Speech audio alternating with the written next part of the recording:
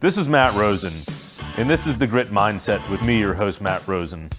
The mission of The Grit Mindset is to inspire and empower our listeners by delving deep into the journeys of those who have faced significant challenges and emerged stronger. Through authentic conversations, we uncover the mindsets, strategies, and lessons that have propelled these individuals to overcome adversity and achieve success. My aim is to provide actionable insights and real-world advice to help our listeners cultivate their own grit and navigate their personal and professional lives with confidence and resilience. Hello, everyone. Welcome to this week's episode of The Grit Mindset. I'm your host, Matt Rosen. With me here today, I have a good friend, former business partner, former CEO of The Bridge, and now temporarily retired. I'd like to welcome Eric Winton on the show. Thanks, Matt. Yeah, thanks for coming on, man. So you're temporarily retired, but you had a great outcome prior to that happening. Kind of tell us about where you are and what you're doing, and then let's hear about your story. Sure. Well, I like the term temporarily retired. It's kind of funny, right? Yeah. But yeah, so I was the CEO of The Bridge, and it kind of to get us to where we are. We went to market last summer. We looked at private equity. We had some really good offers and opportunities through strategics as well. But we ended up selling to North Highland, which is backed by OMERS, one of the largest private equities in the world. We closed on December 20th, so I moved over to lead the business unit for a few months until I exited. And now I took a nice summer off. I got to travel to Italy and New York and hung out. Had a great summer, and I say temporarily retired. I'm temporarily retired, but I'm also doing some things here and there, and I'll probably be back in the world of work here in the next couple months. Yeah. So did you wake up one day and say, "Hey, I want to be a CEO and run an organization one day"? How did you get here? No, I did not. So that's a kind of the long story, and I guess to tell the long story, growing up, I grew up very, very middle class, Tulsa, Oklahoma. Both parents worked. My dad sold welding supplies. My mom was a nurse. I worked from the time I was 14 years old. What did you do? What was your first job? I was a cart boy at Page Belcher Golf Course in Dallas and a range boy. Nice. So we lived near the public golf course. And so when I was 14, my dad said, you should go up there and see if you can get a job. So I literally walked about, the 2,000 yards up to the clubhouse, and I went in and asked if I could get a job, and I ended up working. I made, I think, $2.40 an hour or something. So it was always, so when I went to college, and I went to OU, University of Oklahoma, and my thing was I wanted to make money. It was very important for me to have a job where I made money and, could have those things in life. And so I decided I was going to be a doctor. No kidding. Yeah, I'm going to be a doctor. Were you pre-med? I was pre-med. So I was as well. That didn't work out for me. Look at us now, right? So I went to OU, and I was pre-med for about a year and a half. And then I took organic chemistry, and that was that. So then I was like, what am I going to do now? And I liked business, and so I decided I wanted to do something in business. And originally I was going to do finance, and I thought, that would be really cool. But you asked, did you just dream about being a CEO? I didn't dream big. My dreams always had boundaries on it. So when I'm thinking I could go finance at OU, I'm not thinking that, and then I can get my MBA, and then I can go work in an investment bank or be a private equity guy in New York City. So for me, finance wasn't a real thing. Well, in the late 90s, technology was coming about, and Oklahoma happened to have one of the best management information systems programs in the country. And so I ended up going MIS at OU, and that's how I made it into the tech career. So it was really about what can I get where I'm going to have a good job. I lived at home for 2 summers after college, and the second summer I lived at home, I had a landscaping job, and I worked 5 a.m. to 5 p.m. every day. I'd come home, I'd take a nap, I'd have dinner, and I'd go out at about 9:30 or 10 with all my friends. Then I'd get home at 1:30, and then I'd do the same thing every day. And towards the end of the summer, my dad was like, it's been great having you home, but your lifestyle is not conducive to your mother and my lifestyle. And so for me, it was I had to take care of myself. I had to, fund my life. I didn't have anything to fall back on. So I needed a job where I could have a lifestyle, where I could have, just a money coming in that was consistent and reliable and secure. Those were my main things. And so, tech provided that for me. Yeah. Well, I remember growing up, I grew up, kind of lower middle class. Yeah. Dad was a captain in the military when I was a kid, made it all the way to colonel. And I always remember growing up saying, my parents saying, we don't have enough for that. Well, I never wanted to have to say that to myself or my kids. What was really the driver for you to really want to make money? Because it's... Yeah, I don't really know. I mean, I just had an ambition for it. And look, I had a great childhood. I worked the whole time. I paid for all my own gas. I bought my own cars, like the whole thing. And, I don't know what drove it. I mean, my mom's actually asked me that question and I'm like, I don't know. And, but so I start in tech. Well, then I get to interview my senior year and I end up with 8 job offers right out of college. So it worked. And I had a lot of different opportunities. And, my thought at that point was I'm going to go into consulting. And the cool thing to me with consulting, so one summer I sold books door to door, right? Was that Southwestern Company? Southwestern Company. I almost did that. Well, I got suckered into it. Now, granted, it was a really good experience for me. And so you'd knock on a first door at 8:00 in the morning, you knock on your last door at 9:00 at night. You did it 6 days a week and that was it. And you're selling. And so you get used to know. And you're selling encyclopedias, right? That's what they did, or was it something else? Oh, Matt, these are nothing like encyclopedias. The thing with encyclopedias is you have to have 26 volumes. I could go right into sales talk. I love it. So I could still do it, like to this day. But I would go on these tech interviews, and I'm interviewing with Deloitte and Accenture and all these guys. Name different companies back then, but like those guys. And they would, they walk in and I had a 3.5 grade point average or something. I'd had an internship at a bank doing actual IT work. All anybody wanted to talk about was my sales job that I had, selling books door to door. And so for me, it was like consulting. I could kind of get that cool like sales thing that you do, but then also be able to do the tech, which I did really enjoy tech. I liked the finite conclusions of tech, right? Like you code something, you run it and it works or it doesn't. Yeah. Then you go back, you fix it, it works or it doesn't. I liked the binary, it's either right or wrong. Yeah. And so it was really a good mix for me. But when I was coming out of college I had offers at all the consulting firms and then Southwest Airlines. And it was the first time Southwest had done recruiting out of college, and they hadn't quite, their salary studies weren't perfect. And so it actually ended up being my highest offer. You always hear Southwest pays lower, but this was my highest offer. And so I moved down here and I was able to give the gift of flying to my parents, which was really cool. Because again, we'd never gone anywhere, right? I'd been on an airplane once before I got to college. And now I'm well over 1 million miles, but it was, so I go to Southwest and Southwest was really cool. Well, then, in 2 years, I'm watching all my friends that were at, doing in consulting, starting to get promoted and doing really well in their careers. And I'm starting to feel like I'm getting passed by. And, again, I'm also super competitive, as you know. Yes.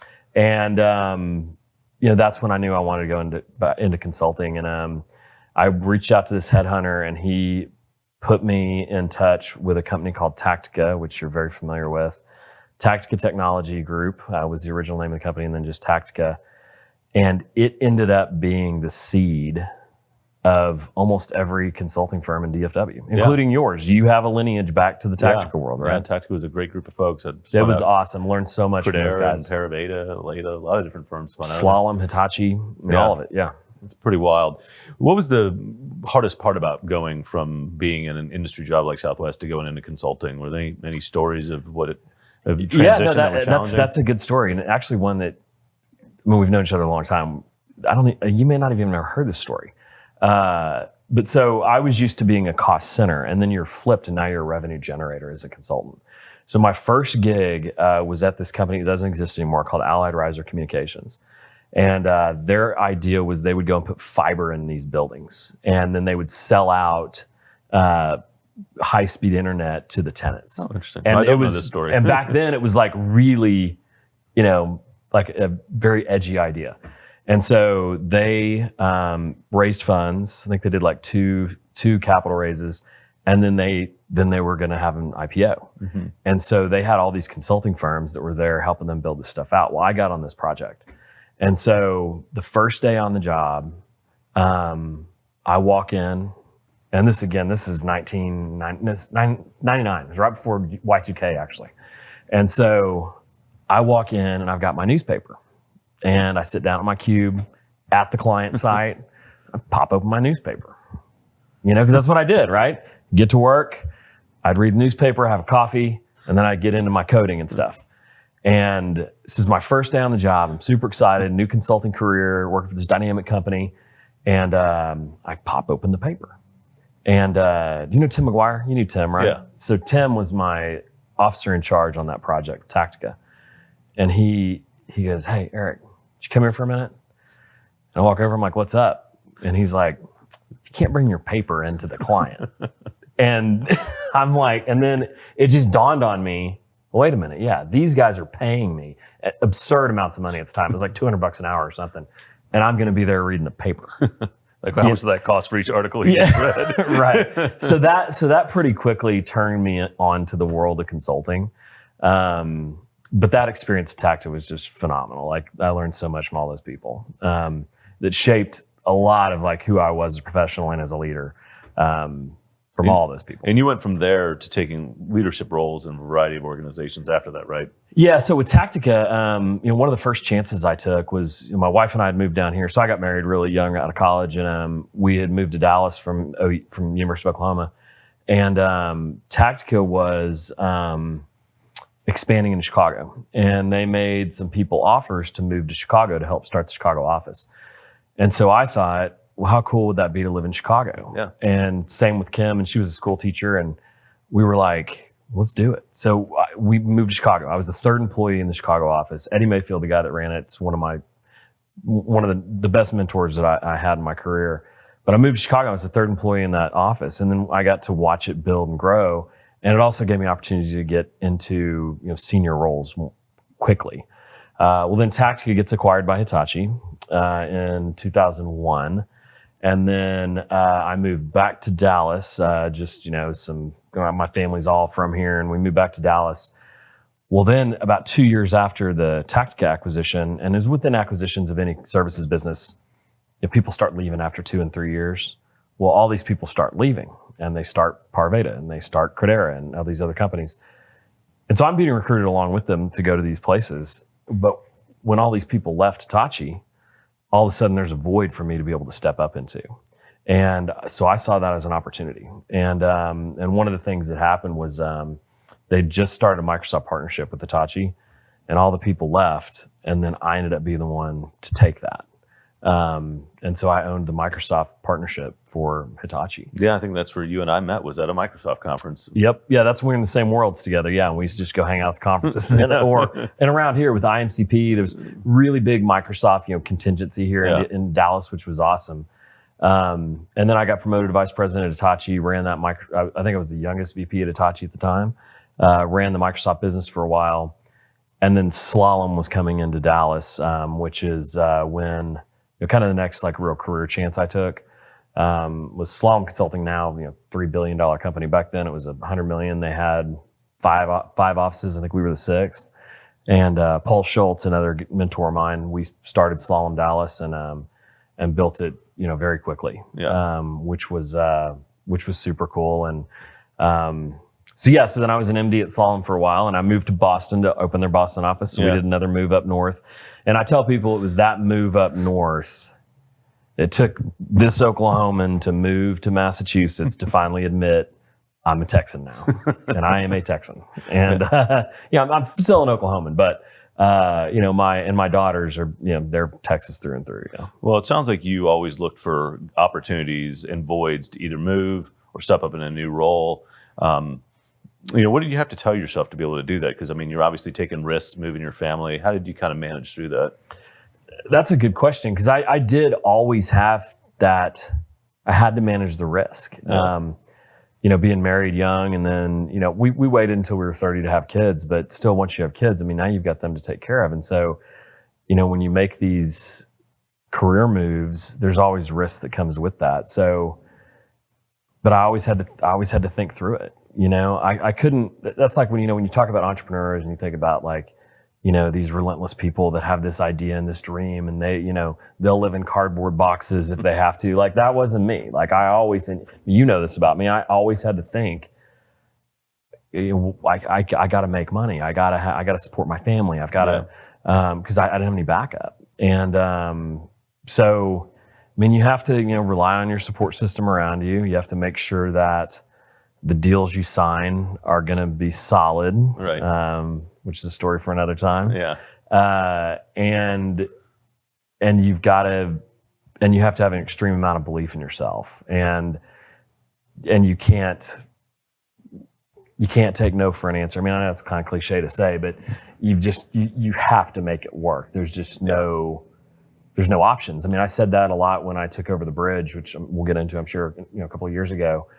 But I was like, this has to be successful. It can't not be. Yeah. Like, I just gave up an incredible job at Accenture as managing director with Accenture stock and all that to go do this. This has to be successful. Yeah, and it was. Yeah, it was. And I guess I've just always kind of had that belief as I've gone from, you know, kind of different jobs, you know, throughout.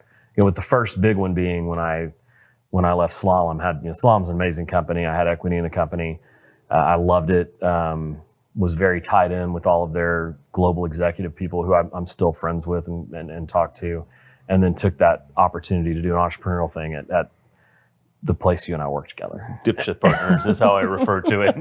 So let's tell that story a little bit from your perspective. I've told a little bits and pieces of it in the show, and I don't want to have that dominate the rest, but I think we couldn't be on the Grit Mindset and not talk about Dipshit Partners. 100%. I mean, it changed a lot with how you and how our trajectories went after that, right? We both were in safe places, went and took a risk around a founder entrepreneur with a great idea. Yes, that's right. And so I left Slalom to go do this, and you know, I got an equity component, and I did the whole lawyer thing, and thought I had everything papered up really well. And you know, as I came in, I'm like, look, the first thing I've got to do is go find someone to run global sales of both the software and the consulting business. And you were one of my first calls. Yep. And, you know, I talked to a bunch of other people, but we put the deal in front of you. Equity, thought you had a good deal, all solid, all great sound. on paper. It did. And to be fair, then you and I launched this software and consulting company together, and we were the go-to-market. We were the driving factors behind it. Yeah. We go and sell we got 5 people to sign up for that software. Yeah, within a year. It was in like months. Yeah, it was like 6 months. Yeah. Right. Took an entire brand to market. Yeah. It was a really fun ride for about 8-10 months. Right. And then, you know, when I look back on that time a lot, obviously, right? Yeah. But like, you really find out about people, and you really find out a lot about people when things start going poorly. Yes. And how they react and how they drive forward, right? And you have some leaders that are like, hey, this is a bump in the road. Let's go. My team's my team. We're in this together. You know, let's go make this thing happen. Yeah. And then you've got others who start, you know, decide to do blame games, or I was right, you were wrong, or, you know. Tyrannical rants. It turns into something that's terrible, and it ends up, you know, choking an organization out. And, you know, there still may be some success there and some pieces of success, but ultimately, I mean, you and I know how that went. I mean, that could have been a $50-100 million company easily. If we could have gone through a 4 or 5 month time frame together. Instead, you know, there was a leader there that just tore the whole thing down. Oh, after I became CEO and started my own thing, every time I faced with a tough decision, I asked myself, what would he do? We won't even name names. And I do the exact opposite. It always works out really, really well. I mean, that's actually really good advice, right? But, you know, and then again, seeing even how things, you know, are on the other side. I mean, there are people, you know, that they say whatever they've got to say to get out of that situation that they're in. And then they always go back to who they really are. Yeah. And, you know, seeing that, you know, over the years. And I mean, again, this is like a little fact that some people don't know, is that if we would have been in a normal situation when, you know, we did finally, disintegrate with him, and I, get pushed out, and then you decide to leave and go start Aleda. If he wouldn't have been the type of person he was, we're probably business partners right now. Yeah. But he didn't want that. In fact, it's been 10 years, but who knows? He might send us a letter anyway.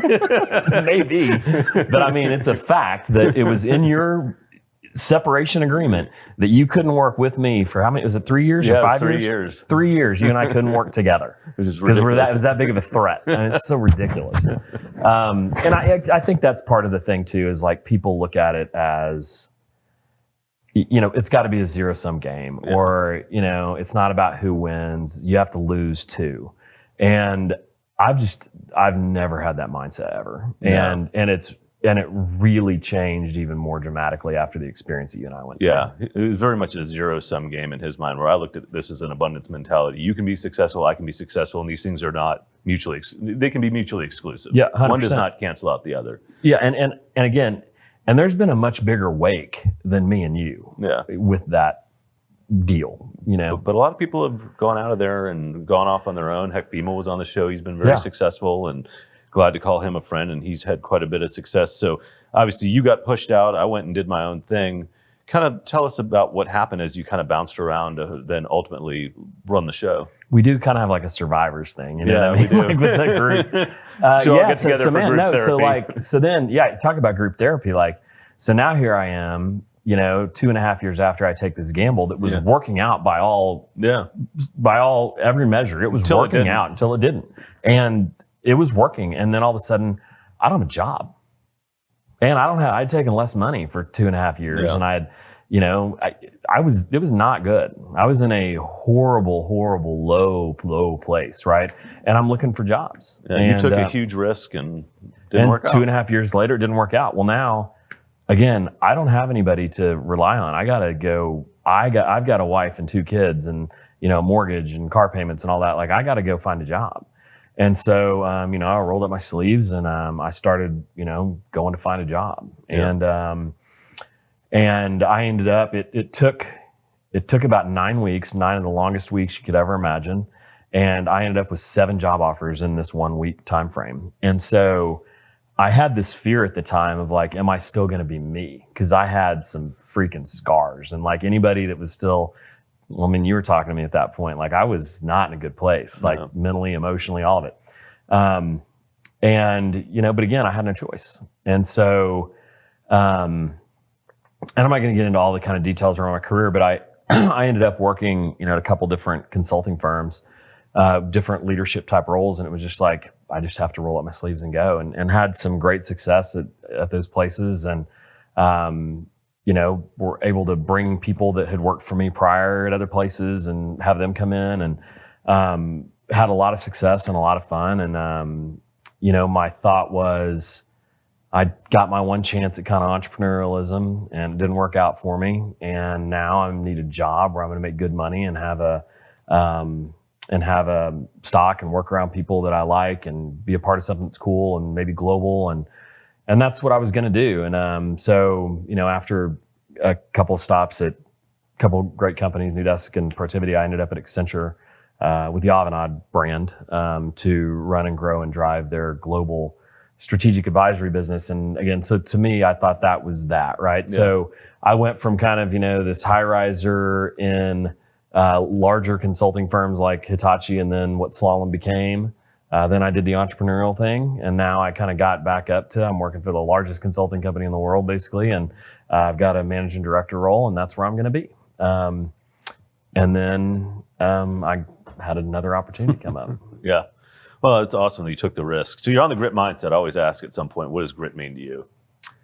To me, grit is, a lot of stuff we've talked about today, like you don't stop. Yeah. You've got to, you have your goals, and whatever it is, whether it's, a specific career goal or a title or money or whatever it is that you're chasing, and you go after it relentlessly. And when you get knocked down, you jump back up and you keep going, knocking down doors. That's it. Yeah. And you've always done a good job of building a great team around you. What do you attribute that to? And how do you instill grit in the teams that you recruit? Yeah, honestly, I mean, that's what I think has made me the most successful in my career is I'm good at building teams and getting people then to work together towards a common goal. And it's about instilling that mindset. I mean, again, with the bridge, when we were building that, every leader I hired was one below where I hired them into. So they were all kind of taking that next step together. And we all had the same mindset that I talked about earlier, where this has to be successful. Yeah. It can't not be successful. And so we just if you put that culture in place, and to what you were talking about earlier, the rising tide floats all boats. Everybody can be successful together. That's the key thing. Is it's not about you specifically. It's about the whole team. And if we succeed, we all succeed together. Yeah. Any stories of challenge you went through in that CEO role that you can share? I mean, the CEO role was extremely. There was a lot of tough things about that. I had two founders that had brought me in to be the CEO of their company. And they had different views on how to run and grow and drive a business. And them. I know them. Yeah, good guys. And that did present a lot of challenges of trying to get that group on the same path, and putting my vision in place for the company, and then driving it and staying tight to it, even when things didn't maybe quite look like they were going to work out. And almost everything we did worked, but it was there was a lot of challenging times in that for sure. I mean, that story's something else, right? Yeah. Well, as you kind of reflect back to your earlier life, is there anything you would say to the Eric that was out there mowing lawns or caddying at the golf course? I would have said, I would have thought through things a little differently, knowing what I know now. Yeah. I was just I didn't allow myself to think bigger back then. And, I would have said, look, you ultimately want to work for yourself. You want to be, you want to lead, you want to drive. And so manage your finances and lifestyle in a right way. To where I could have had some more flexibility earlier in life. Again, it's not a regret, but I would have said think about what you want that's bigger, and that would change how I would have done some things more financially than anything else. Well, I think a lot of people put up these artificial constraints sometimes, and it's for different reasons, friends, family, and I think it's telling to realize that there really aren't boundaries if you don't let there be. 100%. Now, there still does have to be some boundaries, right? So I had to have this hard conversation with my daughter. She's a senior at the University of Oklahoma. And when she was going to school, she wanted to major in music and, she wanted to do music therapy. And I had to have a conversation with her that's you don't want to rely on me. You don't want to rely on some dude. And so I want you to follow your dreams, but they have to be somewhat practical. Yeah. And just to brag on her, she ended up majoring in pre-occupational therapy, and she just got into Columbia Occupational Therapy School. That's awesome. So she's going to get her doctorate from Columbia. So now I got one moving to New York City in September, which is really cool, right? Yeah. And she would have never allowed herself to think of, I could move and live in New York City. Yeah. And we did empower that, because awesome. that's possible, right?